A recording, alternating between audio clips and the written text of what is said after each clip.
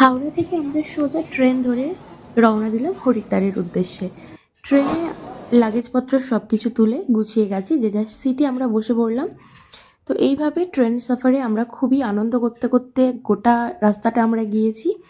হরিদ্বারে যেহেতু আমাদের সব কিছুই বুক করা ছিল, রুম, গাড়ি, তো সেই হিসেবে আমাদের খুব একটা অসুবিধা হয়নি পৌঁছোতে।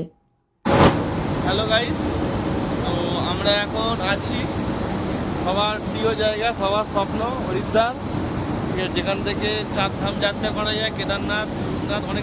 স্টেশন থেকে আমরা সোজা গাড়ি নিয়ে পৌঁছে গেলাম আমাদের হোটেলে। আমাদের হোটেলের নাম ছিল ধ্রুবানন্দ। গিয়ে আমরা ঝটপট ফ্রেশ হয়ে রেডি হয়ে রওনা দিয়েছিলাম গঙ্গা আরতি দেখার জন্য, কারণ সময় যেহেতু হাতে খুবই কম ছিল। তো আমি নেক্সট ভিডিওতে তোমাদেরকে দেখাবো হরিদ্বারের গঙ্গা ঘাটের সমস্ত ভিডিও ক্লিপগুলো, যেগুলো আমি গুছিয়ে গুছিয়ে সব রেখে দিয়েছি তোমাদের সাথে শেয়ার করব বলে।